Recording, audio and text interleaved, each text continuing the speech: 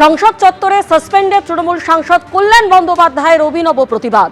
গলায় প্ল্যাকার্ড ঝুলিয়ে একাই দেখালেন বিক্ষোভ।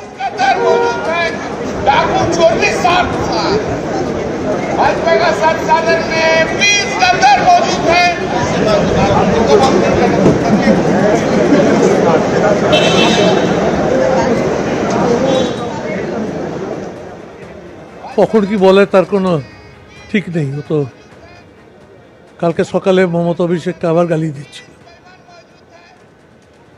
এত অস্থির মস্তিষ্ক, কাকে কখন কি বলবে কোনো ঠিক নেই। এসব নিয়ে আমি কোনো কালে কোনো গুরুত্ব দিই না।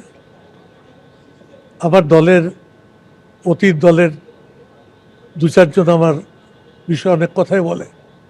কে বলে আমি মমতাকে বলেছিলাম গাড়ি কেনার জন্য আমাকে টাকা দিন। উল্টে সত্যটা হচ্ছে মমতা আমাকে বলেছিল আমার দুটো গাড়ি, একটা গাড়ি আপনি নিয়ে যান। আমি বলেছিলাম একটা পার্লামেন্টারি পার্টির নামে গাড়ি রাখা। তো এসব কথা রোজ রোজ কে কার সঙ্গে ব্যাখ্যা করছে? তাই মনে করি এসব কথার উত্তর দেওয়া সময় নষ্ট করে। লোকসভায় বিজেপি পুরোদস্তুরভাবে কোণঠাসা এবং নিট থেকে শুরু করে এখন যা চলছে আন্দোলনে দমন পীড়ন, সবেতে গোটা দেশ জেগে উঠেছে এবং বিজেপির সরকারের সমালোচনা করছে।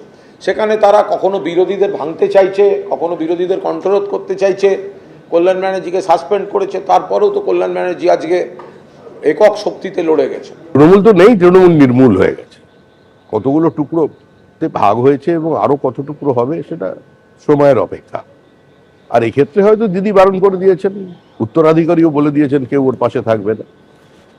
কারণ উনি তো ঘোষিত অবস্থানে দিদির সঙ্গে, কিন্তু এখানে আবার উনি একা।